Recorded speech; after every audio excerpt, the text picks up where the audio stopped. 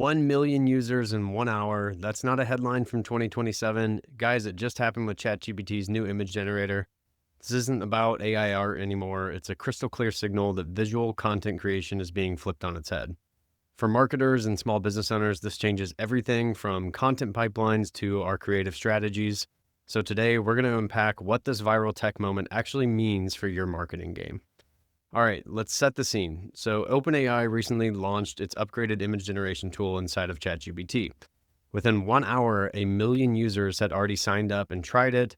And that's not hype, it's scale. Think about the number. That's more than the entire population of San Francisco, all signing up and diving into a creative tool instantly. For the first hour, that was 278 new users putting in their credentials and logging in and trying this thing out every second for an hour, new people. So what's the reason for the frenzy? The tool is now fully integrated within ChatGPT 4, allowing users to type out a prompt and get back a custom image in about 30 seconds or less. And not just weird, distorted AI faces like we were used to. We're talking about polished, usable, and sometimes stunning images. The appeal goes beyond novelty now. It's more about the ease of use that it has and the functionality that comes with it. This now means anyone, a marketer, business owner, side hustler, can create graphics for social media posts, mock-ups, and even product shots without touching Photoshop or hiring a freelancer. And that is why it broke the internet for a second. So what's the big deal for us marketers or DIY entrepreneurs, brand builders? The main thing I've chalked it up to is 3 words: speed, scale, and storytelling. For speed, imagine you're creating a campaign and need images that match your message. Instead of hours scrolling through stock photo sites or briefing a designer, you type a prompt and bam, your visual's ready. That's not just convenient, it's transformative. The second is scale. Marketers know the pain of keeping up with content calendars across Instagram, Facebook, LinkedIn, TikTok, newsletters, emails, blogs. And now with generative visuals, you can batch content like never before. You need 10 images that represent cozy minimalist workspace for entrepreneurs. Done in under 5 minutes. You want to change it from vertical to horizontal to square. Just prompt it. It gives you a new version, same image, but different aspect ratio for the whole thing.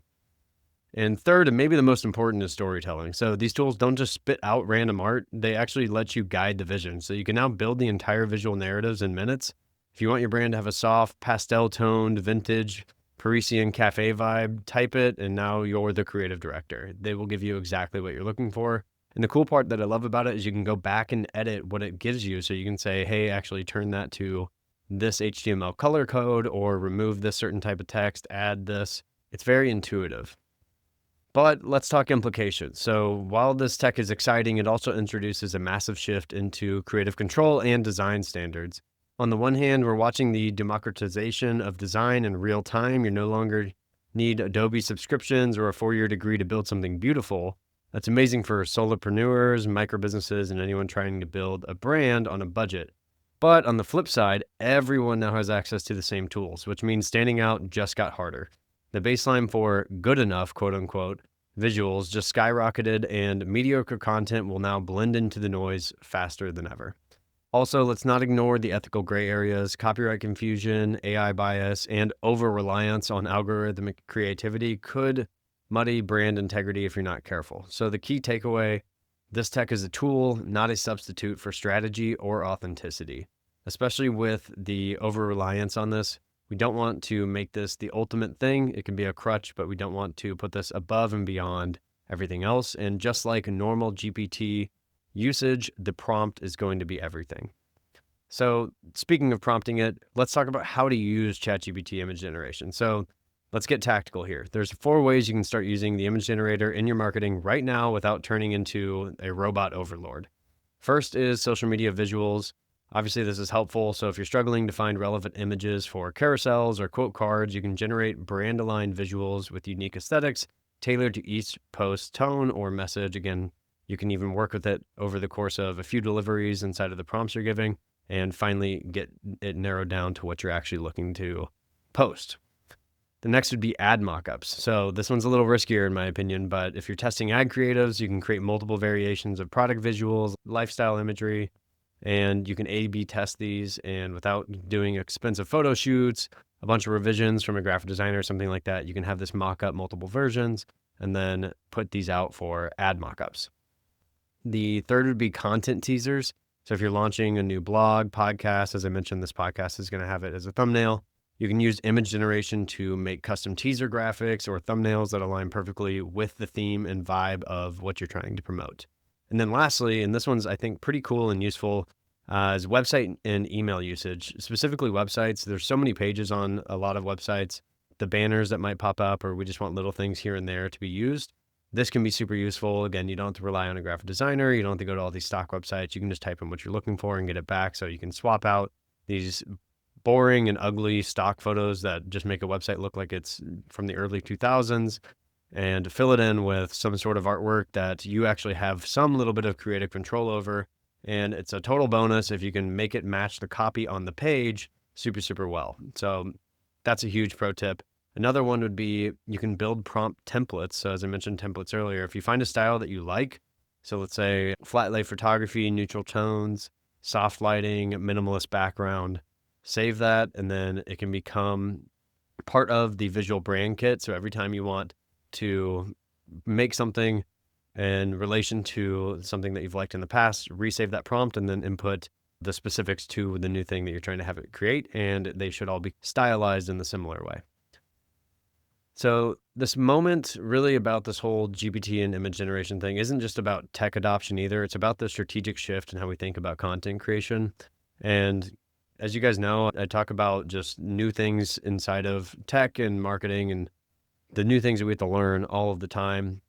And now marketers are going to need to develop more new muscles around prompt engineering, visual storytelling, and the AI oversight over not just their jobs, but the work that they're putting out. There's already a cottage industry of prompt designers who help brands get the most out of tools like this. And don't be surprised if that becomes a legit job title in your content team by the next year or so. Someone who's just a professional at getting prompts, or if you can buy prompt kits off of certain websites. We also expect to see platforms like Canva, Adobe Firefly pushing back with integrations of their own. So you best believe inside of Canva, at some point, you're going to be able to do image generation and pull that into your PowerPoints or any of the graphics that you're creating there. And the real winner here is going to be whoever makes these tools integrate with their current stuff in the most seamless, brand safe, and intuitive way for the people that are already everyday users that signed up and pay for these platforms that already exist. So yes, 1 million users in an hour is wild, but what's more wild is this is just the beginning. Visual marketing is no longer gated by skill or software, which quite honestly terrifies me now that I've been doing this for a decade and a half. It's open to anybody with a keyboard, the brains on how to get on OpenAI's website to open ChatGPT, and possibly even a little bit of a creative spark might be needed. So bottom line for all of this, ChatGPT's viral image generator is not just a novelty, it's a signal flare for the future of marketing. I promise you guys this is just the first of what's going to be coming. Again, we saw the previews with Sora. Go look that up if you haven't seen it. It's 100% generated video based off prompting. It's just as crazy. I think we're going to see full-blown feature films, brand videos, all of our marketing and everything just 100% generated from AI. And if you think about the stuff that was made like in the early 1940s by like Walt Disney, the old Disney movies, this is going to be able to just absolutely tear that up and blow it out of the water. And it could be done by a 7th grader who just types in into normal GPT, hey, build me a story around this. And then afterward, it gives you a story that you're happy with. You prompt it after and say, hey, now make this into a prompt for Sora to turn this into a video. And it's going to give you all the video scene by scene needed to turn this into either a short film or hopefully even a longer format film in the future. And then how do we promote it? We go into our AI image generator, and then we can get movie posters, social media content, all the pre-built graphics needed for the hype around this thing. So I just think tons and tons of content, probably the majority of the internet, is going to be shifting into AI visuals, whether it be image, video, graphic, whatever that looks like. If you're in charge of your own marketing or helping clients grow, now's the time to start experimenting, build your own prompt templates, test out some visuals, create a few weird things just for fun. It's always important to have fun, but most importantly, figure out how to use this tool to make your brand just more authentic and not less. You can even play around with your audiences and let them know it's generated. You can even mess around with the prompt and show them the prompt, and just if you get goofy stuff back, post that and just let them see it, share it with them, and just see what they think. If you're in charge of your own marketing or helping clients grow, now's the time to experiment.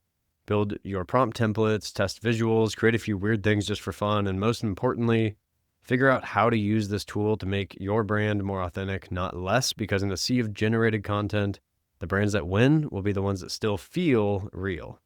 We'll see you next time, and let's talk social.